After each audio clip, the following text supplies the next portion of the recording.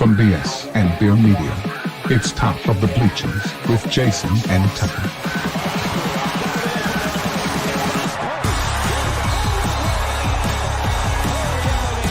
Handoff, Smith coming right, trying to outrun the coverage, makes a cut, gets it. Oh, he's still going all the way. He's going to score. He's got the five. Let's see what the guys are talking about today. Yo, welcome into the Top of the Bleachers. It is July the 11th. It's Friday, man. I know that don't mean much to you probably because you got to work tomorrow, but man, it's Friday for everybody else, so we're happy. It's my last day of vacation right here. Oh, that's even more depressing. It's supposed to be a happy day. It's supposed to be happy. It's Friday. Yeah, I freaking actually have to work Saturday and then I'm off Sunday, Monday. So I have to go. I'm easing my way back in. I'm gonna do one day, then we'll come back. You know, you looking kind of pale. You looking a little pale. I mean, you might be coming down with something. And then I've been thinking maybe I work Tuesday, Wednesday, and then call in sick on Thursday. So I ease myself back into the week. Yeah. It's like that guy that's on a diet. I'll take a junior bacon cheeseburger. Yeah. And a small chocolate shake. Yeah. I'm on a diet. Trying to watch my figure. Yeah. Anyway, I worked today like a fool after I woke up late. Like I was telling you, I fell asleep literally setting my alarm on my phone. I don't even know how you could do that, but I did. I woke up with the phone in my hand, scrolling through to set the time and fell asleep. So, well, I've often thought that you were like a candidate for narcolepsy. That's a fine case for it right there. The only problem is you don't sleep enough. Well, like most narcolepsy, they'll fall asleep all the time. That's true. You just push yourself until your body. I know what happened. Probably I had the TV on, so I'm watching TV. That's what happened. So I'm setting the alarm. I looked up at the TV. Oh, sure. And then, that's what happened. It wasn't like I was, it wasn't like, I don't think that's how it happened. I don't know because I fell asleep. When did that start for you? What's that? Narcolepsy? Not being able to stay awake through a movie. When did that start for you? I've always been that way, I think. It depends on the movie.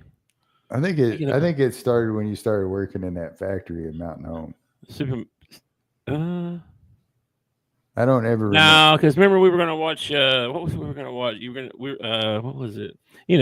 Baby in the Corner. What's that movie? Dirty Dancing. Dirty Dancing. Yeah. We were going to watch Dirty Dancing when we were kids one time. I didn't make it through the first. I never made it through movies, man. I never does. Well, that was my mom's favorite movie, so I didn't need to watch it. I could probably quote it to you because she watched it so many times. Well, speaking of movies, Superman came out today. I texted the wife. I was like, "Hey, you want to go watch Superman?" Nah. And I've been need to live closer to me so we can go watch Superman. I don't know if I want to go watch Superman. I've been hearing that there's some woke bullcrap in it. Oh, well, that's all the movies, ain't it? And I don't know how they made Superman woke, but I don't know. He's probably gay. I saw a trailer the other day, and not only is Superman's dog in the movie, but Lex Luthor steals his dog. He shows up to confront Lex Luthor for stealing his dog or whatever. So I don't know. Well, that's pretty dastardly deed by Lex to take his dog. Yeah, somebody takes your dog. That's pretty low down, dirty thing to do. That's some John Wick stuff right there, man. Why are you trying to screw with Superman too? You know what I mean? They try to screw with everything, man. You know that. No. I mean, why would, if all the dogs you were going to steal, why would you steal Superman's dog? He's super dog, ain't he? Yeah, he is a super dog, but why would you make Superman mad? That's my point. Superman, grab a hold of you. If Superman was a bad guy, okay, which there are some alternative universe comics where Superman is the bad guy and Lex Luthor's the good guy. It's really crazy. But if Superman was a bad guy, all right, all he'd have to do is grab a hold of you, fly as high as he wanted, and then drop you. And then by the time you hit the ground, he could be in Hawaii sitting on the beach in his Clark Kent clothes. Nobody even knows Superman's the one that dropped you out of the atmosphere. Yeah. I was watching TV the other night, flipping through the channels, and the first Superman was on, the original with Christopher Reeve. Yeah, I watched it the other day. It's pretty cool. It's so hilarious, bro. He comes running out and he looks at the phone booth, and it's like one of those ones that's not a booth anymore. It's just a thing. He's like, he runs over to the booth and over to the thing and changes. Yeah, it is very corny. When I was a kid, that was like, look at Superman, he's flying. Well, that's another thing. Drop the helicopter in there. That's another thing I'm confused about for the new Superman movie. The trailers that I've seen, it's like everybody knows who Superman is. Like there's no Clark Kent, Clark Kent. Yeah, it's like everybody knows. So they messed up Superman. Is that what you're telling me? I don't know. I'm telling you that I've read some stuff online that I don't like, and I really I'm afraid I'm going to go, and they've turned him into a gay guy. That's what I'm worried about. Like Superman's going to be a transvestite flying around or something. Brokeback Mountain Superman, something. They'll screw it up somehow. Oh my gosh. Like, I don't know why they're doing this either. Like, I don't know why they're doing this in movies. It doesn't. If they were going to do that, they should have done Iron Man that way. He was the perfect candidate for that. Iron Man? Yeah, he was already kind of out there, you know what I mean? Like, If one of the superheroes was gay, who would it be? And I'm gonna guess Aquaman. There's probably already some out there. There's some out there, ain't there? Aquaman would be gay because that's like a lame character, Aquaman. We're not supposed to be hating on the gays here. Hey, calm down. Okay, let's get back on topic here. I'm not hating on the gays. I'm going by his outfit. Like he was the little short blonde, metrosexual looking guy. I think if there's any chance, it would probably be Aquaman. It could be Wonder Woman. Wonder Woman's very butch woman. She could be gay. Yeah. I ever asked this question: how did a whole island of women have kids and grow and populate, and how'd they do that? The Amazonian gods. I have no idea. I don't know. I don't remember ever getting a Wonder Woman comic. I was not even aware of Wonder Woman until what's her name? Puberty. Yeah, pretty much. Linda. Who's that Wonder Woman chick? Oh wow. What was it? Linda Hamilton? No. That's the Terminator. It wasn't Linda Evans. Linda Carter? That sounds right. That does sound right. Thing, yeah, when she showed up in the Wonder Woman outfit, I was like, who is this superhero and where has she been my whole life? Please wrap me with your lasso. Yeah. Excuse me. Anyway, and then when they picked Gal Gadot as Wonder Woman, what a pick! Great pick for a Wonder Woman. I was waiting for them to screw it up. Yeah, those were pretty good movies. I like those. Mm-hmm. Anyway, let's move on to some sports stuff and get off of the gay stuff. Okay, I was trying to talk about Superman. You turned it into a hate show. No, I'm not hating on it. I just don't want to go and be like super disappointed. Super disappointed. That's fine. I don't either. But I was excited to go see it. Now I don't want to see it. It's also another reason why I'm so reluctant to go see things in the movie theater now, is because I don't want to pay $40 for a ticket and concession stands and everything, and then get in there and find out that you put your woke bull crap in my movie that I just paid for. Going to the movies is more than it's supposed to be more than just seeing the movie. Like that's the experience of being in the theater and the popcorn and all that. I know it costs an arm and a leg. I get that, but arm and a leg. But still, I mean, it's about the experience. Well, the last movie that I went to see in the movie theater, Lacey and I went and saw the live action Lilo and Stitch that just got released. I couldn't tell you the last one I went to see. And we went on a Tuesday because that's matinee day, so we only paid $5 to get in. And then I snuck in snacks from the Dollar General. Well, but we have this thing now at our movie theater. You probably have it too, where you can go and sit down and order your concessions on your phone. And then you don't even have to get out of your seat. They'll bring them to you. I did not know that. I haven't been there since they started doing that, I guess, or I didn't know about it. I know you can have rewards. Now you have a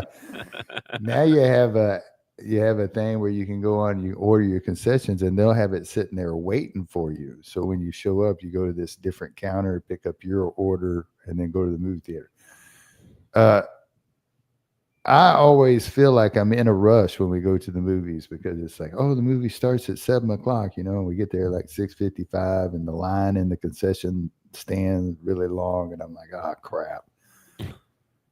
Dude, last time we went, the movie started at 7. Yeah. That's when the previews and the commercials start. The movie didn't start till like 7:15. We sat through like 10 minutes of it's always like that.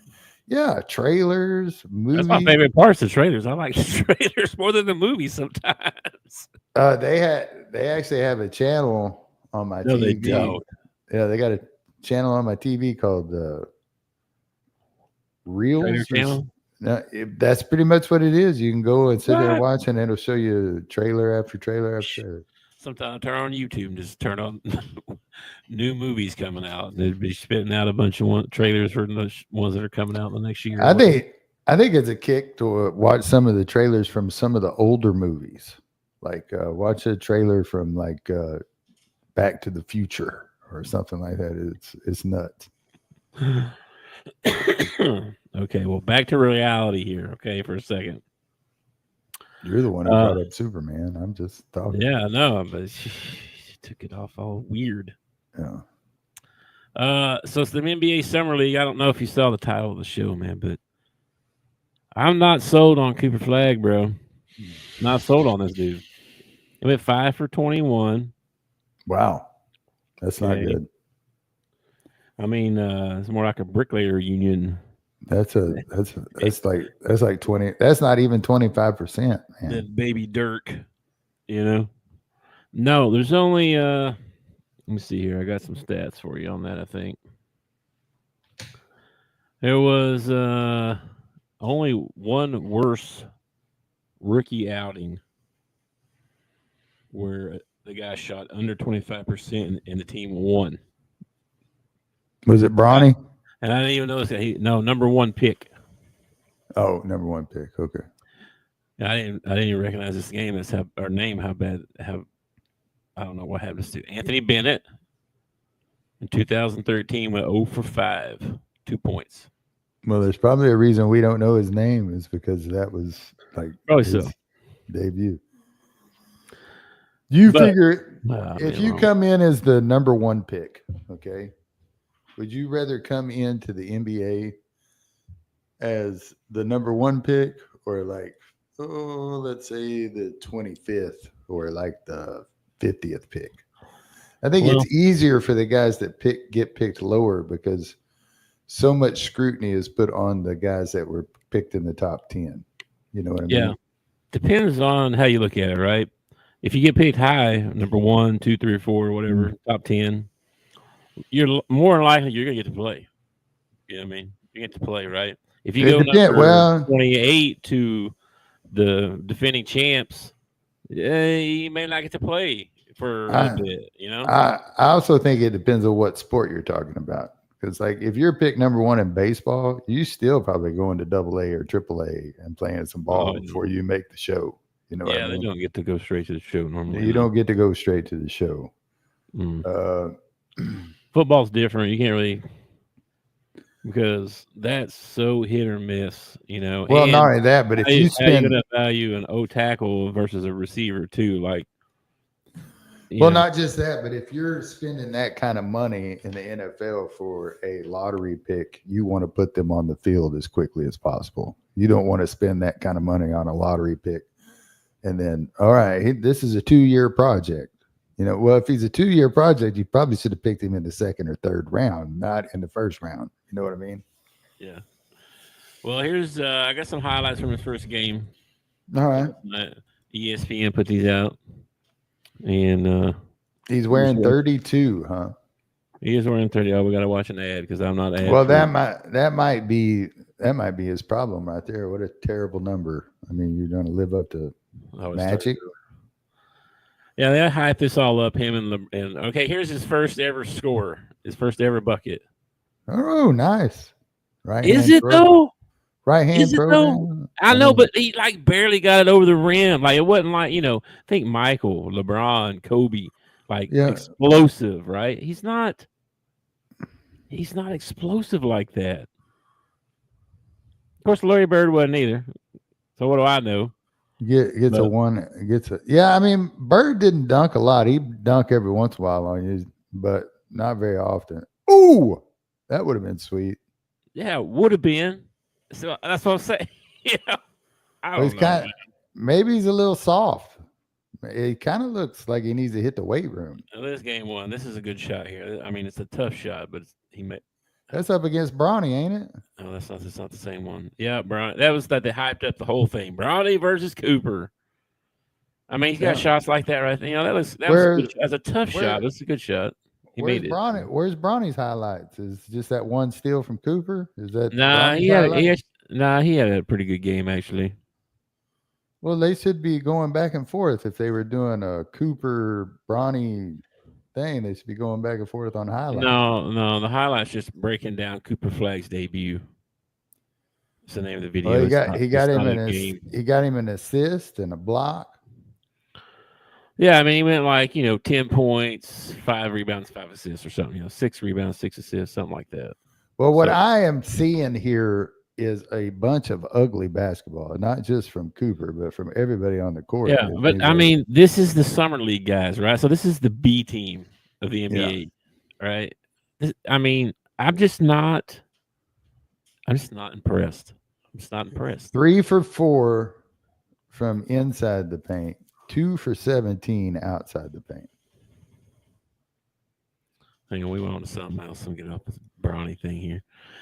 But I mean, I'm not sold. I'm just not sold on this dude. Well, it's just one game. I think. I know. Maybe. Now, I had some questions with him in college. He had a couple of moments where he had shots to win ball games. One of them, he ran down and fell down on the baseline. I saw another one where he bricked it. I mean, I don't know, man. He's no savior like they try to make him out to be. Well, I think one of the reasons they built him up so high, especially Dallas, is because you just got rid of Luka and you're hoping that what you bring in replaces him. And Cooper's not going to replace Luka. Well, they've been hyping him up since 9th grade. I mean, oh yeah. I mean, I don't know. Well, LeBron played against him. LeBron said he was ready. And he is young. He's 18, right? So I mean, maybe not being too hard on him, but I don't see it, man. I don't see. Maybe he'll be the that he needs to have to be in the NBA. Maybe he'll be the poster boy for why you should stay in college a couple more years. After I watch this game, you know who he reminds me of? Russ Weatherby. Tom Chambers. Oh, come on. That's who he reminds me of. Yes. Tom Chambers was an all-star. You kidding me? Tom Chambers was an all-star, but he did not have a bag. I mean, he wasn't coming down and doing a turnaround jump one shot. Of the greatest highlights ever, dunking with a rim in his chin. Yeah, after the guy gave him a boost, yeah. Great. He was a great free throw shooter, man. He was a good free throw shooter, but no, Tom Chambers, I don't think. I'm just saying that's who he reminded me of. I swear, that's who he reminded me of. Like good enough to be an all-star, but not, maybe not every year. Yeah, I don't buy it, man. I'm not seeing it. He reminds me of Russ Weatherby. Can I go on? Can I give you a reason why? About Russ. I always thought that Russ was good enough to play on the high school team, but he didn't have a basketball IQ. You know what I mean? Like he could he could handle the ball, he could pass the ball, he could hit a shot every once in a while, but he couldn't have run the team. You know what I mean? You don't think Coops? I don't think he's there yet. Well, I mean, he's 18, right? So yeah, that's why I compared him to Russ Weatherby, because I played ball with Russ Weatherby when I thought you were going to call him a wine bag or something. He seems like the type that just throw the ball down the middle of the game, walk out, be like, "I quit, guys. This is hard. It's raining outside." Dang, man. He just beating Russ up, ain't you? Yeah, Russ. Anyway. So what else we got? Oh, so I watched the Orlando game, right? I thought John L. Davis, John Orlando team didn't even get to play. In a summer league, he didn't even get to play. No, he just sat on a bench the whole time, bro. Just sit over there the whole time. But he made the league. They got like 20 dudes on the roster list or something. It's ridiculous how long their roster is. And so, like, maybe 15 dudes didn't play, Anyway, it's kind of disappointed in that, but I mean, kind of expected at the same time. How do you think the guys playing summer league ball with Cooper Flagg feel? Like, they're watching that ball game and they're thinking, really, this guy's he's not even going to have to stay in the G League. They're going to put him in the starting lineup. And I'm working my butt off every day. I think I could beat Cooper Flagg, and I can't even make the roster. Yeah, I'm sure there's some that feel like that. And I'm sure that, I don't know. I don't see him being the savior like you talked about. But I felt the same way about LeBron when LeBron first came out. Like, LeBron had the bag. Like, he could jump out of the gym. He didn't really have that great of a jumper or anything at that point, but he had the athleticism and everything that went along with, a number one pick. I never really thought that about Cooper Flagg. I feel like after he played with the USA team and LeBron and a couple of them came out and said what they did about him, that pretty much like wrote his ticket to get into the league. Like, I don't know. They've been hyping him up for a long time for sure, he was a great high school player, sure, and he was a good, all American, whatever player of the year, college, but I think it's a good reason why these kids should take some more NIL money and spend some more time in college improving their game, because I don't think Cooper Flagg being in the NBA is going to improve the NBA next year. But Cooper Flagg being in college would definitely improve college basketball next year. And I think these kids get people in their ear, you're going to be a number one, but you need to go now and doing all this stuff. And I don't, especially with paying money now to these kids in college, I don't think they should be in such a rush to get out of college. Some of that might be over with this whole revenue sharing, clearinghouse people. They're trying to put the clamp down on a bunch of them right now for not having valid deals or whatever. Well, did you see Dion coming out and talking about how they need to put a salary cap in college? Yeah, I think I heard somebody say the only way they can do that, though, is like they have to make them employees of the college somehow, so that they can have collective bargaining and they can have, because they'd be an employee instead of a player. You don't even have a title, you're just a student, Yeah. Well, I think the second you start getting paid, you become an employee, right? No, they're still students, student athletes. They're not employees. Oh, okay. All right. So technically, I guess technically no one could tell them what to do. Like, the chancellor could come down and be like, all right, you're going to show up for lunch tomorrow. And like, they can't do that. Don't you think it's crazy that, say, 5-6 years ago, well, probably a little bit longer than that. It wasn't too long ago that like Johnny Manziel was getting in trouble for selling autographs, and Pryor was getting in trouble for getting tattoos for free, and those were like thousands of dollars. Those were not millions of dollars, anything like that. Mm-hmm. And now we've gone to this point where, well, I ain't coming to your university unless I get $2 million. I know it. Well, speaking of big money, I don't know if you've seen these NBA deals the last few days. Mm-hmm. Shea got his deal, 4 years, $79 million a year. Is that right? No. $79 million in the 2030-31 year. $79 million that year. And then Booker came out. He said, "Nah, I got you, bro. 2 years, $145 million. That's a shade over $70 million a year. That's insane." The rookie max extensions have gone up 61% since 2020. The cap's up 42%. Well, I saw that OKC took care of business. They signed Shea, they signed Holmgren, and they signed Jalen Williams all to extensions. Mm-hmm. So that works out really well for them. I don't know. I think a lot of it depends on how much of it is guaranteed.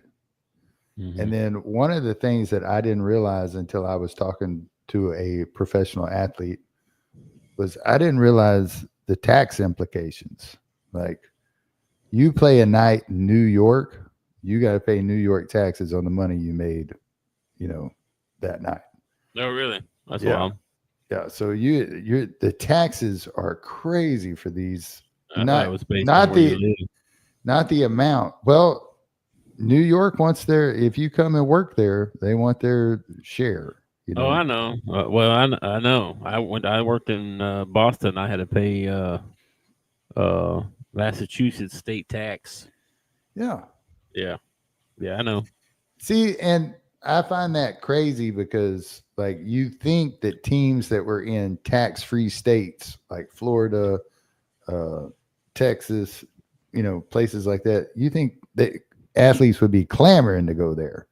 Why would you want to go and play in LA when, I think most of them are. I mean, that's why KD went to Houston, right? And Luka, there was rumors he was upset because he didn't want. He was basically going to lose money by having to go to California and play. Yeah. And how does that work? Say say you trade a guy, all right? Mm-hmm. You trade a guy, and he's still under contract with you, because there are some situations like the Bobby Bonilla thing. Like, Bobby's getting paid so much a year he gets taxed on that every time they pay him. He gets taxed on that. Yeah. You think there'd be a way around it? Like, I don't want to receive any of my paychecks until I'm at home or something like that. I don't know. But a lot of these big deals, though, the big thing is the guaranteed money, because the rest of it, it's, there's a chance you may not ever see that money. I don't know if this is true or not, but that might be a thing. Yeah. Entertainment. That sounds about right. Like, if you do a concert in, like, you got to pay different taxes wherever you're at, probably. Yeah. That's so weird. Taylor Swift pays different taxes when she does a show in Arkansas compared to when she does a show in New York. She pays different taxes. That is. You think that the states would be getting all the big gigs, Like, who the heck would want to go to New York City or LA or something to perform if you had to give away half your money? I guess because there's more people or whatever. I guess more people. You're trying to get your name, as an up and coming artist. You're trying to. But if you're already famous, right? It's one of the reasons that when they go on world tours, they avoid certain countries, because certain countries like France is something like 70% of your pay goes to the government or something like that. It's crazy. Yeah. It's that's wild. And you don't even think about other countries' taxes and stuff like that. I have no idea what they charge. You think that would be some sort of accounting niche, like I'm going to become an accountant and become LeBron James' personal accountant because LeBron James's taxes are so incredibly hard. He has like one dude that does nothing but his taxes. Yeah, he probably has his team. Yeah. What up, Yeah, that's Coach crazy. Lee? If you want a lotto or something, right? Yeah. That'd be crazy. How's So that yeah, work? when you win the lottery in Arkansas, I don't know about other states because I only live in Arkansas, but if you win the lottery in Arkansas, you have a choice of whether you want it paid out over 20, 30 years or whether you want the lump sum. I've heard arguments about this that you want the lump sum because it's almost guaranteed that taxes always go up. So what the taxes you pay on your first year's payment is not going to be the taxes that you pay on your second year payment, and so on and so on and so on. Yeah. So your payments actually get smaller as taxes go up. So you want the lump sum. I was like, man, what do you do with it? That's always been my question. Like a regular checking account at a bank, they only insure up to $500,000. If you got $100 million, well, you got rich people problems now. You got to invest all that money. You got to have different banks, all that stuff. Like you hire a team of people to do that. You don't take care of that anymore yourself. Yeah, but then you run the risk of like Darren McFadden. He hired a guy to take care of his money. And the guy rooked him out of like $2.5 million. This is true. You probably use a couple of them. You got to put all your eggs in one basket. Probably you put a trusted family member through school to become an accountant. No, you don't. No, you don't. You can't trust them people neither when it comes to money. So if I win $100 million, I don't need to trust you. Well, you can trust me. Oh. That's what they always say, right? Yeah. You can for sure trust me, bro. Like, yeah, definitely. Let me handle your money. Yeah. And then I think that some of these athletes, like when they make that big contract, they automatically, think that they're just set for life, and they start doling out to their family and friends, and they all of a sudden they got this huge entourage everywhere they go. And then like Mike Tyson, like 5 years later, you're broke and you owe money to the government, Oh, okay, man. Moving on here. The money in the NBA is getting crazy right now. That's all I got to say about that. So these deals, all these guys getting max deals all over the place. They actually have a 30 for 30. I think it's called Broke or Dead Broke or something like that, and it's about professional athletes that lost all their money. Yeah, there's several documentaries on lotto winners losing all their money and going crazy and bankrupt and end up in jail and all kinds of stuff. Like it's not because it's such a change, right? You go from being you can't go from being poor. I heard this guy talking today. What was it said?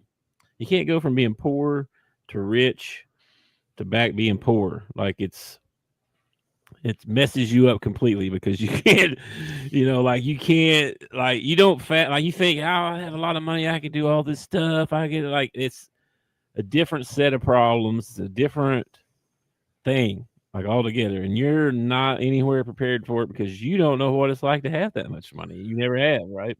Yeah. So so then you get it, and they're so concerned with not losing it to go back to that. That's all they care about. It's all they focus. Like it's a trap. It's a trap. Chad Johnson, Ocho Cinco. I watched a thing over him one day, and he's a cheapskate. Like he's got millions and millions of dollars. He lives in a 1-bedroom apartment. He freaking, goes to the grocery store. He doesn't eat out. His teammates called him a cheapskate. Like this guy is a cheapskate. But when they talked to him about it, that was his reasoning. He's like, I came from nothing, and now I have all this. He said, I'm not going back to nothing. He said, I'm going to make sure that this lasts me, my family, my kids, my grandchildren. I want all of them to be set up.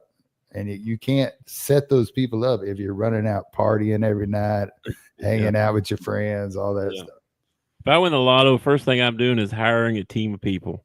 I need a lawyer. I need an accountant. I need a tax person.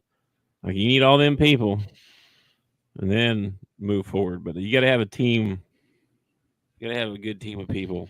If I ever win the lotto, first thing I'm doing is tithing to the church. Yeah, well, good for you. Good for you. I'm glad you said it out loud and it's recorded. I'll hold you accountable, my brother. That's right. That's the reason Jesus needs to bless me with the lottery, because so I could help the church out. Yeah, okay. Here's the problem with me winning the lottery. I don't ever play the lottery, so the chances of me winning the lottery are real slim. Actually, not that much slimmer than a guy who actually buys a ticket, but still. I buy one every now and then. Like if I hear it, like, oh my gosh, it's 900 million right now. Well, yeah, I might stop and get me a ticket then. I'm not running down there every day to buy a ticket though. No. I think my brother buys a ticket for every drawing. He buys one for the Wednesday drawing and for the Saturday drawing. Every Powerball drawing he has. Really? Ticket. Yeah. Does he use the same numbers every time? I don't know. I've never asked him that. Well, if he's not, he's dumb because statistically speaking, one in 330 bazillion is compared to 1 in 150 bazillion. Well, you heard about this company in Texas that was like buying every possible lottery number. And like every lottery, they would invest something. It was crazy. It was like $14 million they would invest into the lottery. Buying all the tickets they could buy. Yeah. And they would end up winning. Like, 9 out of 10 times they'd end up winning and getting all that money back. Then Texas finally came out and put a law in the books that says companies can't buy you can't do that anymore. You can't buy a lottery ticket. That's something. Walk into the gas station, like, I need 2 million tickets. All right, can you put those in a bag for me? Well, I think they were buying theirs online. Oh my gosh! Which crazy. I think is, that's buying them all over the place. That's dangerous to me. Like when they started making an app where I can buy my Powerball ticket on my phone. Yeah, that's. You shouldn't have even told me about that. Why did you do that? Don't tell me that. I don't know if Missouri has it or not, but in Arkansas, you can buy. If it's Powerball, then yeah. If it's Powerball, I bet you do. Yeah, you can buy your Arkansas State Lottery ticket, your Powerball, and I think your Mega Millions all online. You don't have to go to the store. Is it called the Powerball app? I don't know what it's called. Let's search Powerball and see what. I would not want it on my phone. Powerball lottery app. There it is. Son of a gun.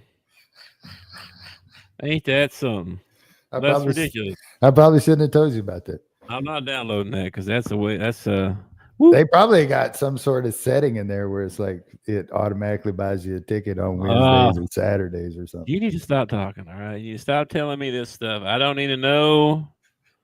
Ignorance is bliss, my friend. Ignorance is bliss sometimes. Hey, that does remind me of a feel-good story that I heard one time. There's this guy in Texas.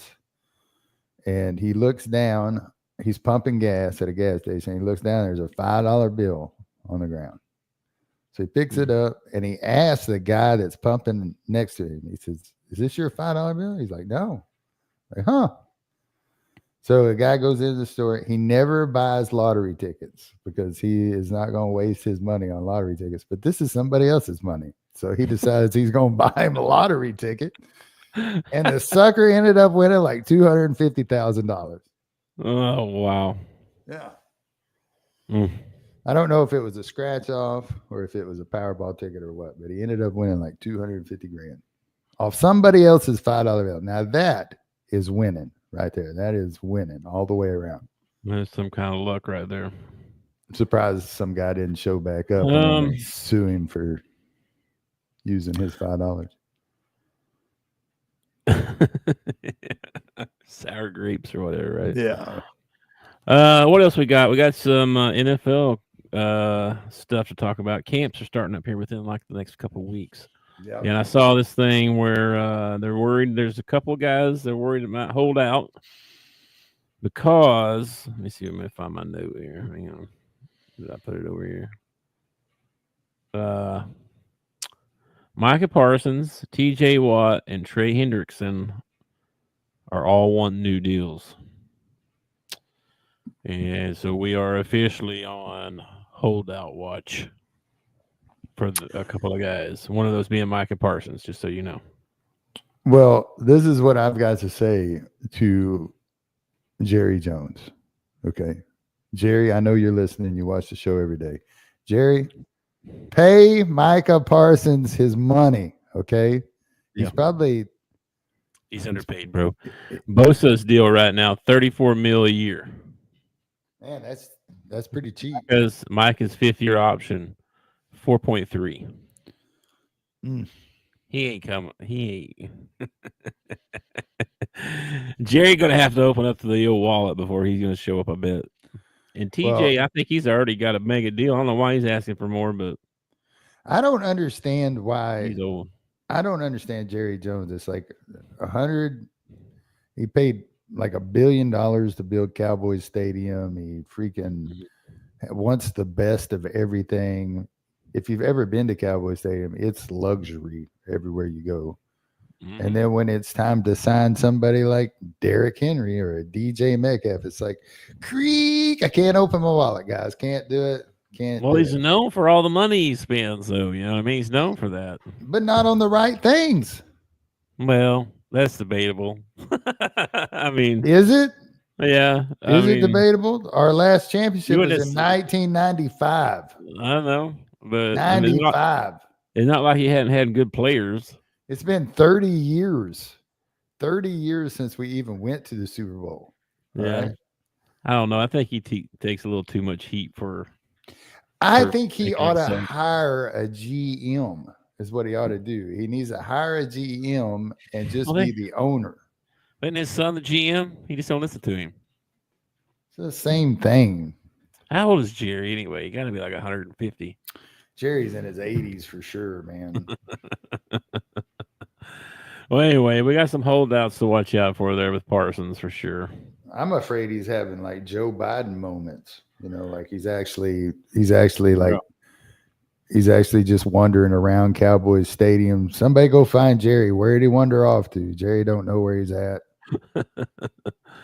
How many days? I forgot. I don't have my countdown. Do you have your countdown still? Jerry's 82 years old. I don't have my countdown anymore. Jerry's 82 years old. His net worth. What do you think his net worth is? I'm going to give you a hint. It starts with a B. Yeah, I'm going to say 65 billion. No, way too much. Way too much? 12 billion. Too low. $17.5 billion is what his net worth is. That's crazy. Well, I would tell you this. Oh, never mind. I don't know. We'll see what Jerry does. The hot take, the thing here that prompts me said, how long we need to start a pool, right? How long till he caves and pays Micah what he needs to pay? He needs to pick up the phone and call him before the show is over. Is what he ought to do. Bro, we're only 3 days away from college football. We're only 50. We're only Lawrence Taylor away from NFL. 56 Next days. Month is August. Yeah. Well, they have another week 0 in college football, which is the dumbest thing I've ever heard. Hey, I'm for like a -2 week right now. Chosen for some football. I'm all for some early football. I just quit calling it week 0. There's no such thing as week 0. Okay, it's either week 1 or you're not really playing football. I don't know if you heard this either, but I'll just go right into our Razorback roundup. That's what it's called.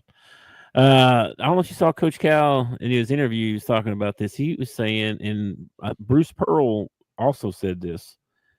That they want to play games like in July, like a couple of games, like an exhibition or, when they do the donate the money or something like that. And then he said, put the conference tournament at the beginning of the season.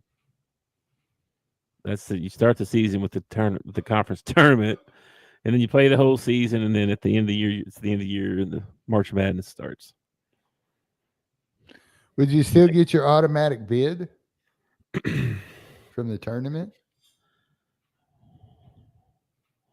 Don't know. That's a good So question. if Arkansas wins the SEC tournament at the beginning of the year, do they get their automatic bid right then? And if they do, I don't think so. then do you shut it down for the rest of the year and kind of just coast until the tournament starts up? Yeah, I don't think that would be a good idea. I don't think it would be either. I don't like the. I don't know about that. I don't mind the idea of getting rid. Maybe it's like a pre-tournament that doesn't mean anything. You know what I mean? And not have a conference tournament at the end. Mm-hmm. You see what I mean? Be more like a practice tournament, if you want to call it that, or something. I like the tournament at the end of the year. One of the reasons why it doesn't happen very often, but every once in a while you have a team that punches their ticket. Like they wouldn't have got into the NCAA tournament, but they make a run and they win the SEC tournament and they punch their ticket. I kind of like that. I kind of like a chance because, like, if you're in like the situation Arkansas was in last year, where we hit that like 5-6 game skid at the beginning of the year, but then at the end of the year we're starting to bring it on and everything. The SEC tournament is a real shot for those guys to up their seed and get a better seed or anything, and I kind of like that. It would seem weird to have it at the beginning of the year to me, unless it was just like I said, like a pre-tournament type thing or something. And cool, I guess. I love the ideas of playing some exhibition games in July. You got your kids on campus, they're practicing. It's good to put them up against other guys. And you know the overseas tours they do sometimes, right? Yeah. They can only do that once every 4 years. Well, you know what they really need to do now that they're paying players and they want to do this stuff. They need to get rid of the NCAA. They need to just step away from the NCAA and say, y'all aren't regulating us anymore. We don't give a crap about you anymore, and do what they want to do. That's what they ought to do. Sort of what they did. And then now they got this. They were like, whoa, that's too Wild West. we need some rules around here. We definitely need some rules. But yeah. The NCAA, I feel someone besides them enforcing it. Yeah, I feel like every time you get the NCAA involved, the answer is going to be no. You know what I mean? Like it doesn't matter what it is. I feel like the NCAA, like their automatic answer right out of the box is no. We can't. Like that. It's like that evil stepdad you hear about. Oh no, I never had a stepdad. I didn't either. Thank goodness. I better never have one either. Hey, you probably could still have one. Your mom's still around. She might. I done told her twice. They no men coming around here. Forget that. We ain't doing that. Well, she's coming to my house next weekend. Yeah, well, you're on total watch on lockdown. You don't let no dudes be a bruiser unless they're a bazillionaire. If they're a bazillionaire, we'll talk. Okay, we'll be able to work something out. But just your average Joe guy off the street, no. That's terrible. That sounds like you would sell your mother for the right price, is what it sounds like. That's what it sounds like. I'm willing to pimp my mom out, but only for the right price. I just want her to be happy. I think she'd be happier. Yeah, she'd be happier. Yeah. Anyway, let's move on here. There's some other Razorback stuff we got. So we got the SEC days coming up, media days coming up next week. Starts Monday. And Arkansas is taking Taylor Green, Cam Ball, and Xavier Sorey, which is kind of figured. You know, it's kind of like your team leaders or whatever. So they'll have some stuff on that next week. And then but you said we had a wide receiver that had broke his wrist. Yeah, wide receiver Ishmael Cisse. I don't know how you say his last name. Cisse out indefinitely with a broken wrist. He's transferred from Stanford. He had 26 catches, 241 yards, and 2 touchdowns last year. So you're saying he broke his wrist in the weight room? That's what the one story I saw said. Yeah, it said after breaking his wrist in the weight room earlier this week. Wow. I wonder what he was doing. I wonder if it was an accident or Oh, if no. he was. I saw something gruesome, dude. You know how those break dancers, they jump around, they break dance around, and they'll jump on their arm, like on their hand, like a handstand on one arm, and spin around. Bro, this dude went to spin. His hand didn't spin with him. Woo! It was bad. So bad. Anyway, moving on. Mm. That was our gross you out segment. Yeah, that was terrible. Then the other Razorback stuff. That I saw we're playing. I want to say this wrong.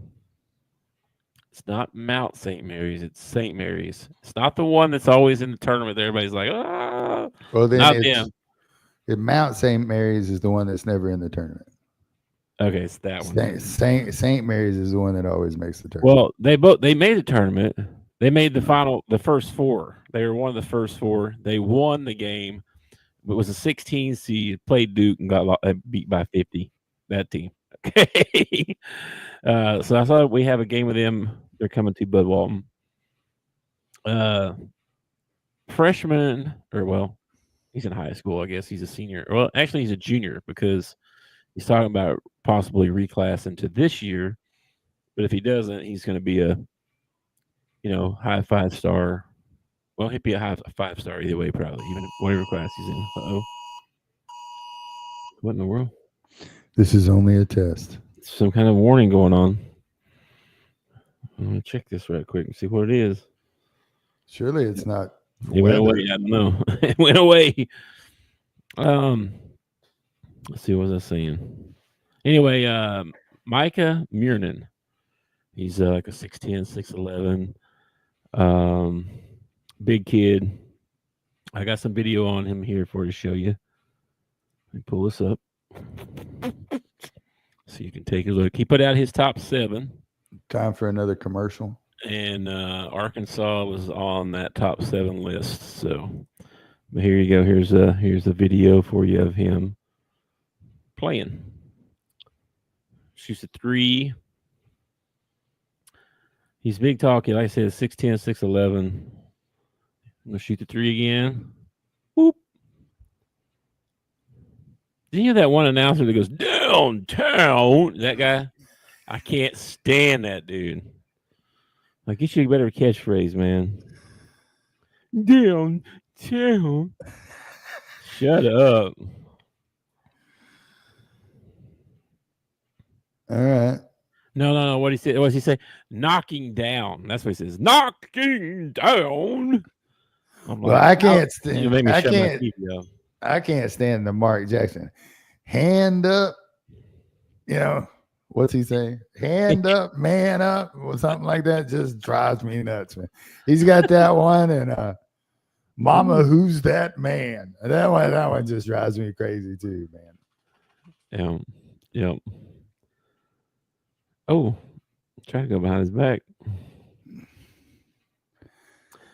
Anyway, he's pretty good.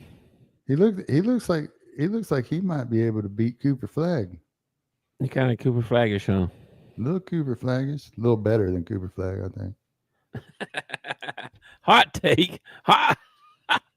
Hottest take of all. No, he's pretty good. But yeah, we'll see. I mean, he's got the main, all the main ones are on him, Kentucky, Indiana, North Carolina State.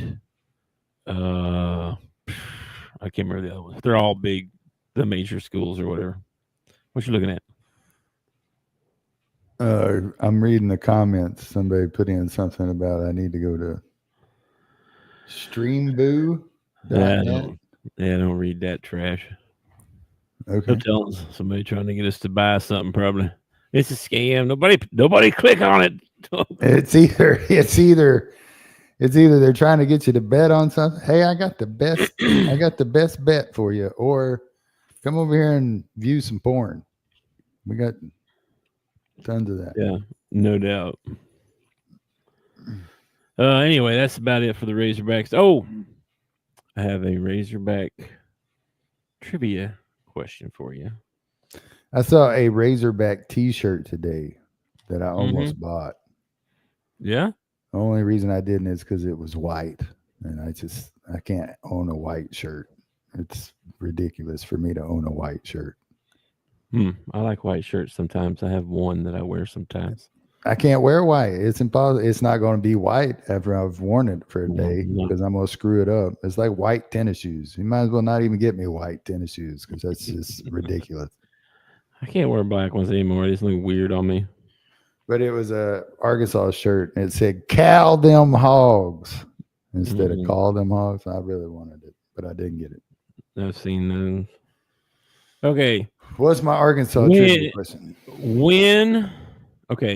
Who was the last Razorback basketball player to score a triple-double in SEC play?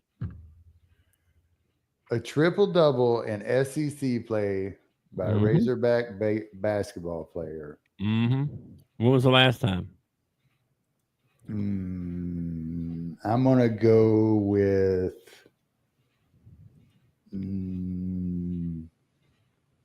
I'm going to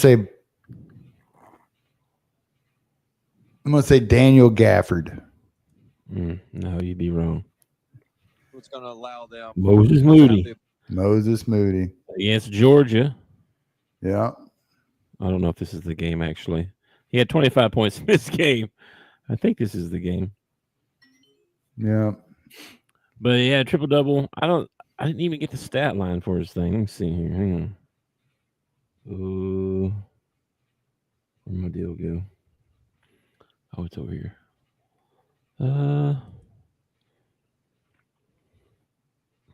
Anyway, I had 25 points. Let's see if I can find something else about it here.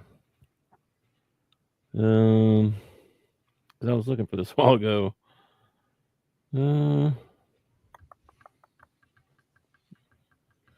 Because this one thing says 2024, but the video says 2021.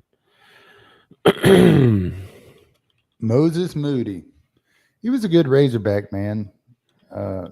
Yeah. I would have loved to have seen him and Malik Monk play on the same team. Yeah. That would have been cool. But old Monk's a traitor, so nothing I could do about that.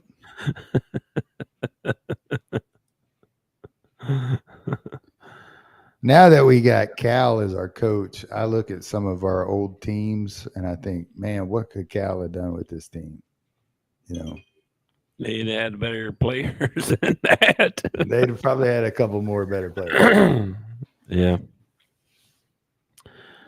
I think it's hilarious. Sometimes they rib the Kentucky fans. They'll be like, oh my gosh, Arkansas Razorback Devin Booker got a new deal for $2 million. Oh, they get so mad, dude. They're like, oh, he's Kentucky. He's Kentucky. Well, he played for Cal, though. He was a Cal guy. He wasn't there because of Kentucky. He was there because of Cal. Oh, no. Cal's not the program. No. Yeah. Yeah, they get fired up, bro. How many times and does Cal have to beat Kentucky, do you think, before? I think the next time Cal walks into Rupp Arena, I think he'll get a standing ovation instead of booed like he did the first time. Bro, this is telling me this thing lied to me a while ago. Hang on a minute. What did it lie to you about? Now it's telling me he never had triple-double. Oh, man. Give me a trivia question and give me the wrong answer? What kind of bull crap is that? It's not Grok 4, I'll tell you that much. I don't know. We got to compare them here in a second.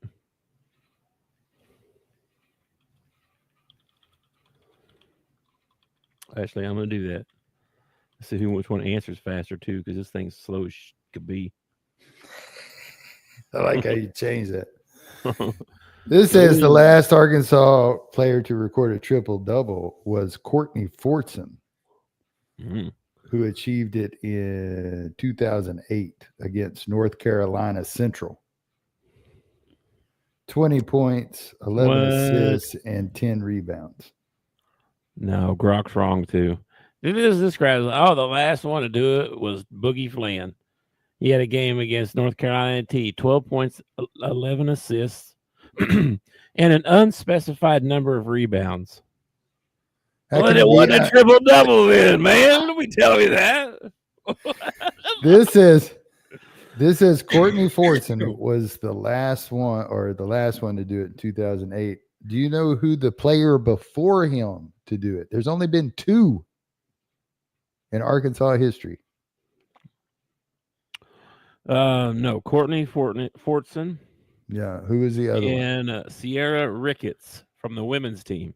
No. She had No. 14 points, 13 rebounds, and 12 assists against Auburn in 2009. I'm talking about the men's team. Oh, I don't know. 1984. Holy Lord. Can you name the player? 84. 84. Alvin Robertson. Ding, ding, ding, ding. Very good. Nice.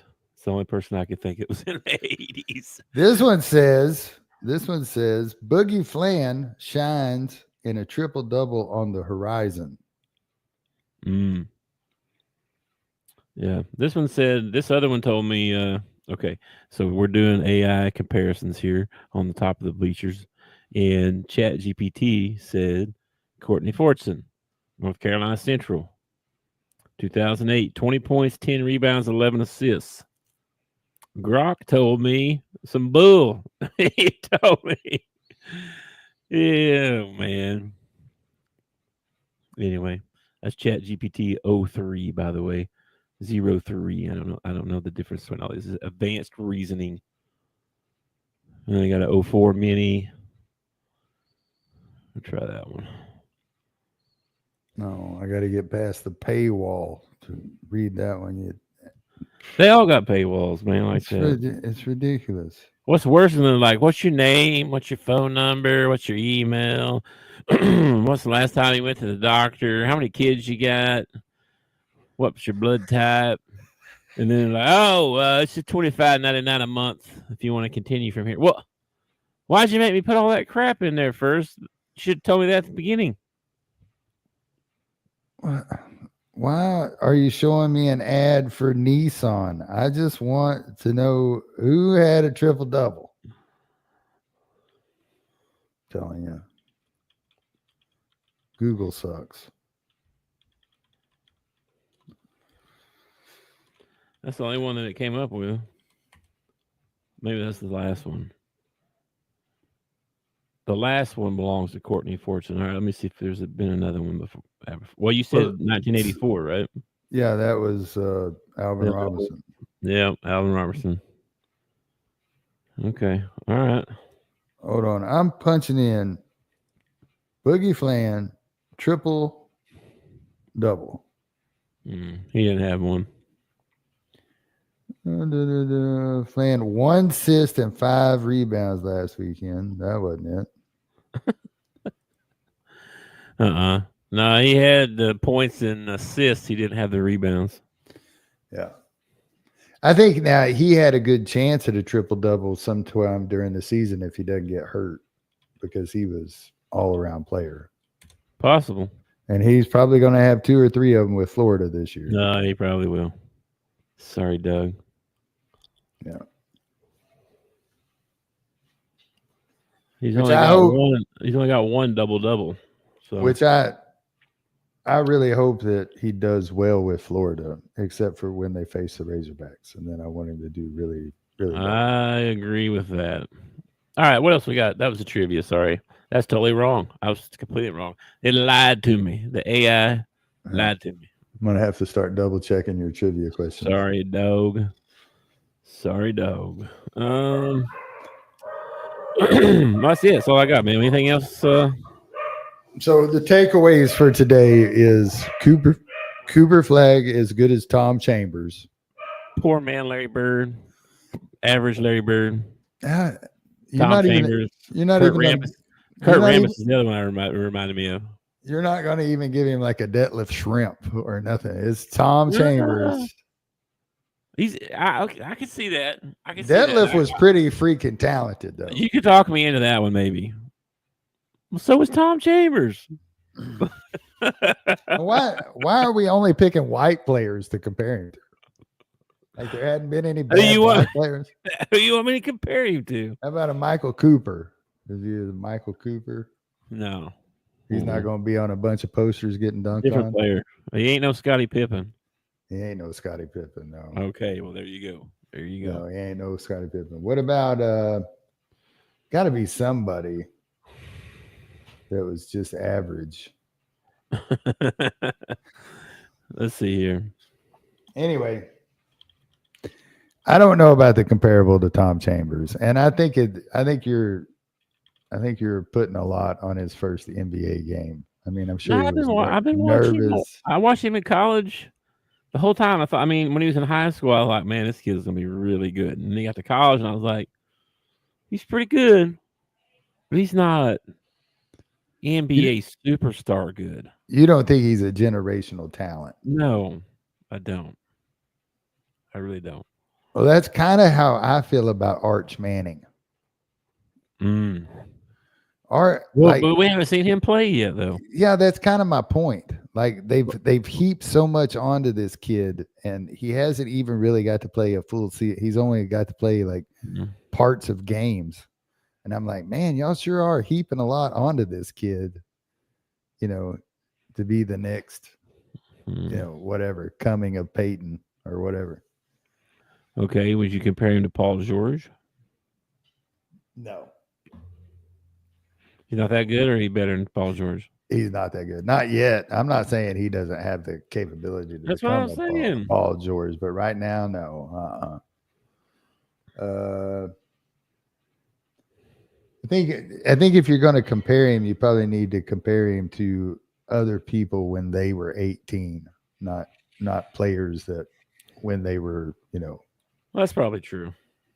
So it is easy to overlook the age thing when you're watching a bunch of dudes play. Well, and also when they get paid that much money, like your age goes right out the window when you become a professional and you're making a crap ton of money. Yeah. Like you can't really use age as an excuse anymore. I know, but for 5 for 21 in the summer league against Bronny, I mean, come on, man. You get a breakaway dunk like that, and you don't posterize everybody, including the people in the front row.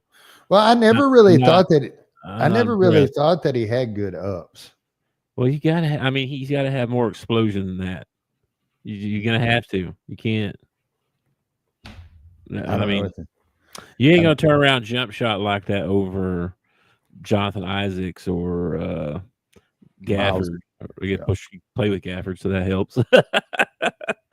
Giannis, or you're not gonna do a turnaround jumper over those dudes. Well, Giannis is gonna run over the kid. The kid is rail thin.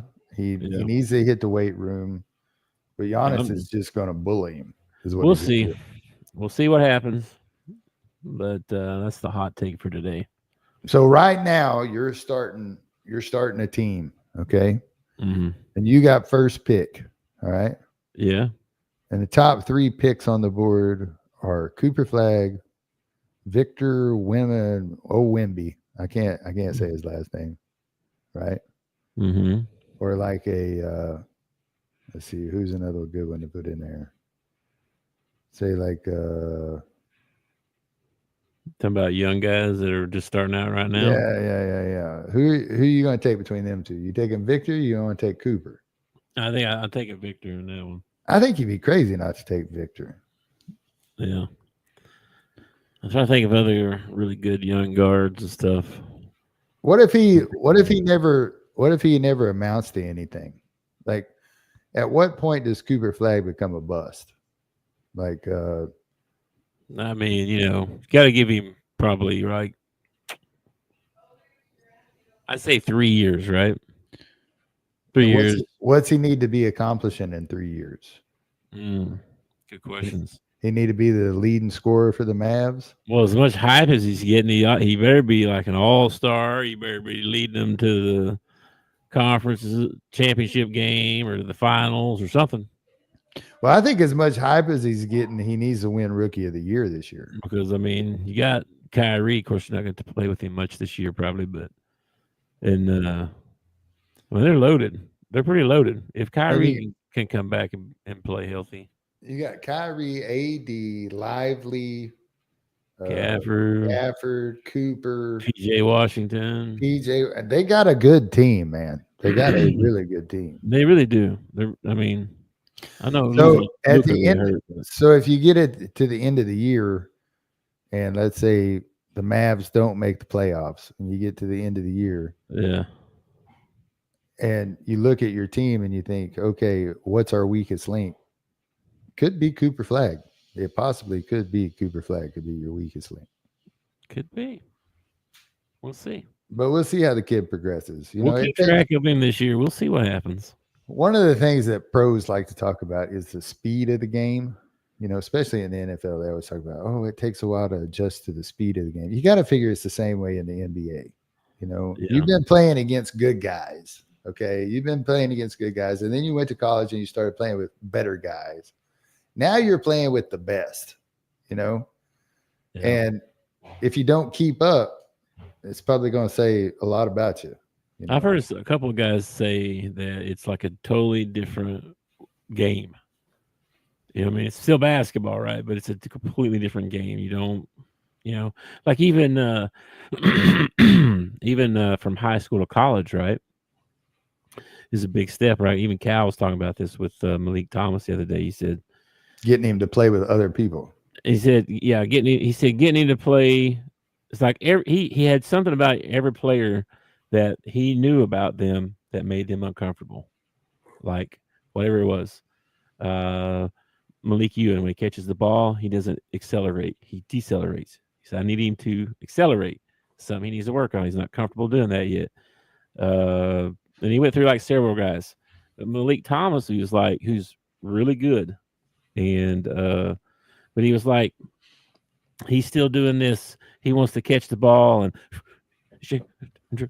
make the shot instead of just make the shot. You know what I mean? He's like, so there's one play he had to play. He did the whole thing, and he scores on Carter, and Cal stops practice. Don't do that. It took you 15 dribbles to get there. I need you to do that in 3. You know what I mean? So it's like a different game. And so going to the NBA is the same kind of deal, right? It's going to be just totally different stuff that you have to learn. You can't do that on this level anymore like you could on that level. You could get away with that in high school. You can't get away with that now. That dude will put it in the 7th row. Well, and then also you may have to defer your role. You might have been the man in high school. You might have been the man in college, but now you get drafted to a team and you ain't the man no more. So-and-so is the man and you're the number 2 or the number 3 or possibly the number 4 or 5.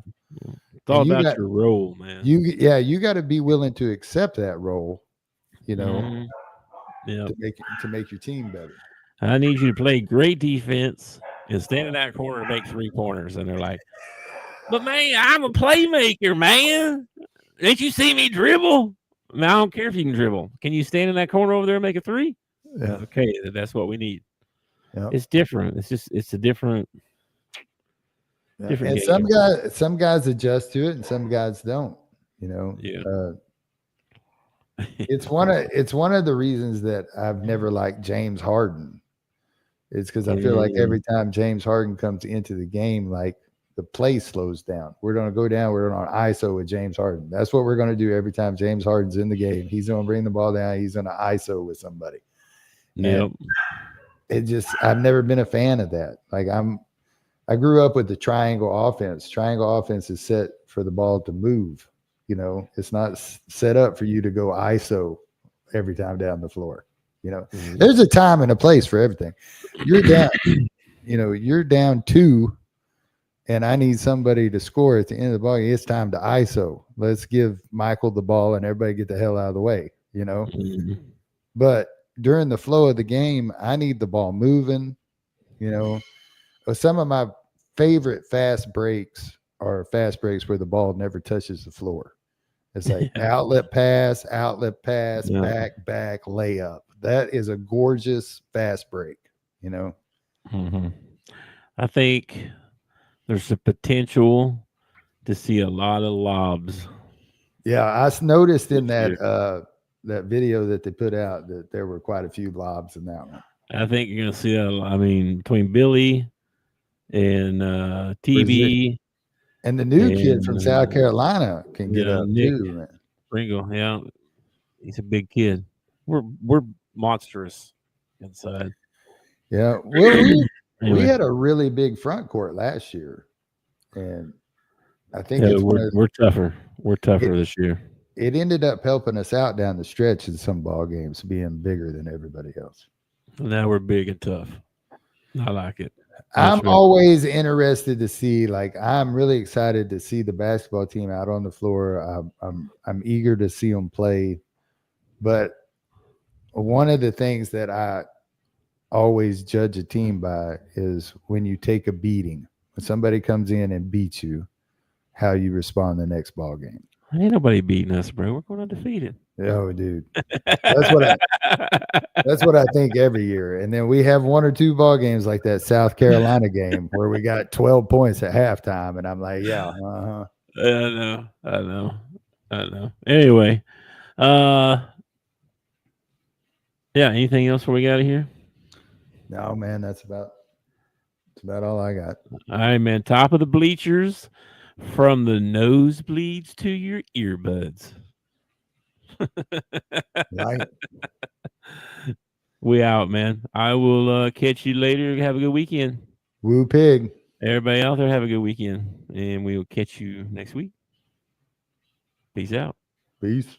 Thanks for watching our show. Remember to subscribe for more shows on the network. Smash the like button, share, and comment.